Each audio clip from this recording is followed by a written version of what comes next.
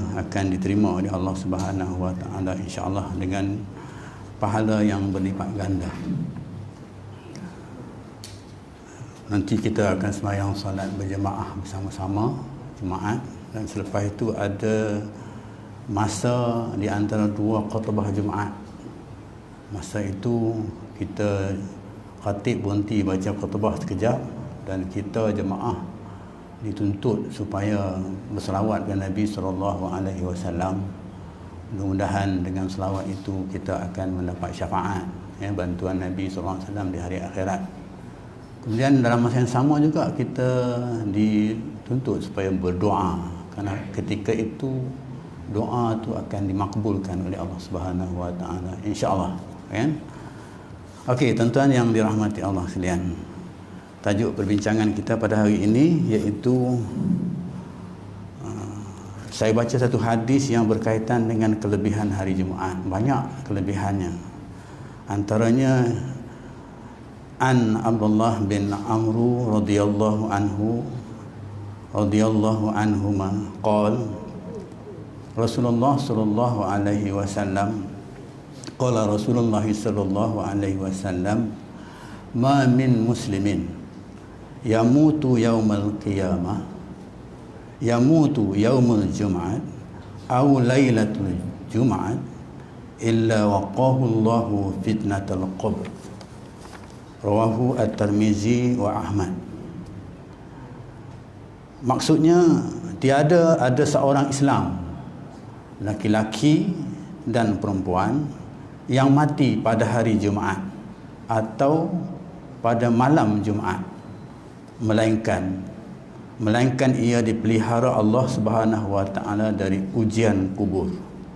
Maksudnya ujian soal dan azab, soal mungkar nakir dan azab Allah Subhanahu wa taala dalam kubur, itu alam barzah. Ini hadis yang menjelaskan tentang kelebihan hari Jumaat. Berkaitan dengan ini, marilah sama-sama kita mengambil manfaatnya dan kita berdoa supaya Allah Subhanahu wa taala menghusnul khatimahkan kita pada hari Jumaat ataupun pada malamnya.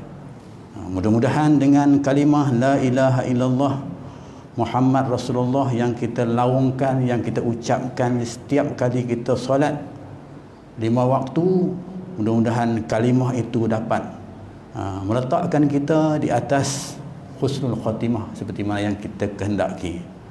Allahumma khtim lana bi husnil khatimah wa la takhtim alaina bi su'il khatimah. Allahumma khtim lana bi husnil khatimah wa la takhtim alaina ya Allah bi su'il khatimah. Kita minta kepada Allah supaya akhirkan hidup kita dengan kebaikan dan dan tolakkan akhirat kita, jadikan kita ini kata di akhirat kita juga merupakan kita nak kebaikan. Okey. Sehubungan dengan itu, hari Jumaat ni juga, ya, maka solat Jumaat ni difardukan kepada kita untuk kita solat berjemaah. Jadi solat Jumaat tak akan terdiri tanpa solat berjemaah. Di sini saya petik satu hadis yang berkaitan dengan fadilat solat berjemaah. Mudah-mudahan dapat kita menghayatinya, bukan hanya sekadar kita solat berjemaah itu ketika kita semayang hari Jumaat sahaja, tapi seboleh-bolehnya solat berjemaah itu dapat kita hayati dalam kehidupan kita, dalam solat 5 waktu yang difardukan oleh Allah Subhanahu wa taala kepada kita. Karena dalam solat jemaah ni banyak fadilatnya. Yang mana fadilat ini kalau kita belajar kita tahu. Kita tak belajar kita tahu. Kita tak tahu. Hadis yang selalu disebut iaitu an Ibnu Umar radhiyallahu anhuma qala Rasulullah sallallahu alaihi wasallam salatul jamaah tafaddulu salatil fajri bi 27 darajah. Yang bermaksud, ya, yang bermaksud solat berjamaah itu lebih afdal daripada solat seorang diri dengan 27 darjat. Maksudnya kita solat seorang diri, kita dapat satu kelebihan. Bila kita solat berjemaah, kita dapat 27 kelebihan. Kita bincang tentang kelebihan ini. Apa dia kelebihan itu? Orang selalu nak tanya, apa dia kelebihan itu? Tapi kelebihan ini berdasarkan kepada ilmu yang ada kepada kita. Ya, kalau kita mengisi diri kita dengan ilmu, maka ilmu itu dapat menterjemahkan kita memahami tentang kelebihan solat berjemaah yang dikatakan 27 lebih baik daripada solat seorang diri.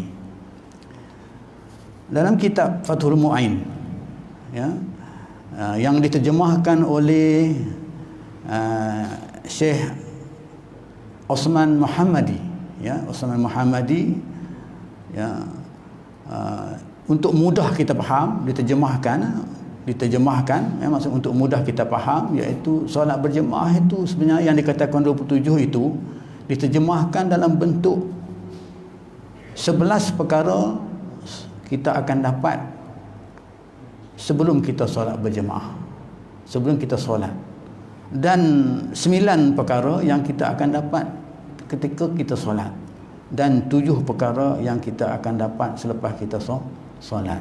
Jadi kelebihannya 27, 11 kita dapat pada sebelum kita solat, 9 kita dapat masa kita dalam solat, dan 7 kita dapat, ya, dalam masa selepas kita solat. Jadi itu yang dimaksudkan oleh Syekh Osman Al-Muhammadi ini berkaitan dengan fadilat. Jadi antara fadilat yang pertama kita nak bincangkan pada hari ini, ya, mungkin masa tak panjang, tapi kita faham bahawa fadilat yang pertama yang disebutkan di sini iaitu dalam sebelum solat kita, iaitu cerita tentang memelihara waktu. Memelihara waktu. Jadi sebelum solat kita ni jaga waktu. Jaga waktu maksudnya sebelum solat, belum masuk waktu solat, kita dah bersedia untuk solat. Ini dijaga, dikatakan fadilat yang pertama daripada solat berjemaah itu. Jadi kita ingat waktu. Bila nak masuk waktu semayang, kita ingat waktu semayang, waktu zuhur, waktu Jumaat. Ingat waktu itu memanfaatkan kita. Ya, sebab waktu itu umur kita. 1 minit, 2 minit, 3 minit, 1 hari, 1 minggu, 1 bulan, 1 tahun akan jadi umur kita. Jadi siapa yang ingatkan umur ni, maksudnya ingatkan waktu itu, maka dia akan tidak jadi orang yang lalai. Dia tak akan jadi orang yang lalai. Maka sebab itu bila dia ingat waktu solat, maka dia akan terus berusaha untuk mendirikan solat. Dan apabila diperingatkan tentang solat, iaitu Allahu Akbar dengan azannya, maka keutamaan yang diberikan ialah untuk menunaikan solat itu tanpa lengah-lengah lagi. Jadi dia manfaatkan waktu itu. Sebab waktu zuhur, waktu Jumaat yang kita akan hadapi ini, dia tak akan berulang lagi pada waktu yang lain. Jumaat yang akan datang lain, tak sama dengan Jumaat yang pada hari ini. Maka berlalulah waktu itu. Maka berlalu waktu itu, maka habislah usia kita dalam waktu itu. Kalau kita manfaatkannya dengan kebaikan, maka kita akan dapat kebaikan. Contohnya kita manfaatkan dengan solat, kita akan dapat pahala solat berjamaah, kita akan dapat solat berjamaah, pahala solat berjamaah. Begitulah keadaannya. Sehingga dalam Al-Quran Allah Subhanahu wa taala bersumpah dengan waktu. Wal 'asr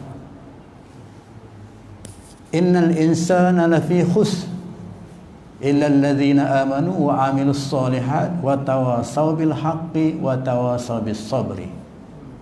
Allah bersumpah dengan waktu, dengan usia kita, dengan masa yang Allah bagi kepada kita. Tak tahu, mungkin esok, mungkin lusa, ya, masanya. Tapi Allah bersumpah dengan waktu. Pentingnya waktu itu kerana innal insana lafi khusr. Sungguhnya manusia akan rugi. Manusia akan rugi. Illa allazina amanu, kecuali manusia yang macam mana? Manusia yang beriman. Kita di antaranya, insya-Allah. Ya. Wa amilus solihat, kemudian melakukan amal kebaikan. Amilus solihat, diikuti dengan amal kebaikan syariat yang ditentukan oleh Allah Subhanahu wa taala. Kemudian wa tawasaw bil haqqi, berpesan-pesan dengan yang hak, yang betul, bukan dengan yang batil. Berpesankan dengan yang hak, yang betul. Wa tawasaw bis sabri, dan berpesan dengan kesabaran ketika nak melaksanakan syariat Allah Subhanahu wa taala itu. Kita kena banyak bersabar. Dalam suasana begini kita kena banyak bersabar. Nak menegakkan syariat Allah Subhanahu wa taala di bumi Allah ini, maka dipesankan kepada kita supaya kita bersabar. Jadi 4 ciri ini yang menjadikan manusia itu tak akan rugi. Manusia itu akan beruntung. Beriman, amilus solihat, berpesan dengan yang hak, maksudnya apa yang Allah kata itu yang kita lakukan, apa yang Allah tegah itu yang kita tidak lakukan, dan berpesan dengan kesabaran. Bersabarlah dalam menghadapi kehidupan ini untuk kita melaksanakan ibadat, kerana Allah jadikan kita ini untuk beribadat. Allah jadikan manusia ini untuk beribadat. Wa ma khalaqtul jinna wal insa illa liya'budun. Tidak menjadikan jin dan manusia melainkan untuk beribadat kepada Allah Subhanahu wa taala. Jadi bersabar dalam menghadapi kehidupan. Contohnya menghadapi kehidupan Covid ini, kita bersabar dengan keadaan yang berlaku. Mungkin kadang-kadang berhajat sangat datang ke masjid untuk salat berjamaah, tapi tak mampu atas sebab-sebab SOP-nya, atas sebab-sebab senarai nama yang ditentukan dan sebagainya, kan? Jadi bersabar. Mudah-mudahan ia akan memberi laluan kepada kita untuk membuat ibadat yang lain kepada kita. Jadi antara ciri-cirinya ialah untuk dikatakan memanfaatkan waktu ini disebut dalam salat berjamaah itu. Allahu akbar, Allahu akbar. Solat dulu. Jangan buat kerja lain lagi. Ada kedai tutup perniagaan, ada kerja berhenti dulu. Solat dulu. Sebab Nabi kata Abdul Salah, dia kata Abdul Salah fi awal waqtiha. Maksudnya sebaik-baik solat itu ialah sembahyang pada awal waktu. Solat pada awal waktu. Jadi biasanya, lazimnya bila dengar azan kita solat, itu lazimnya awal waktu. Kenapa begitu berlaku?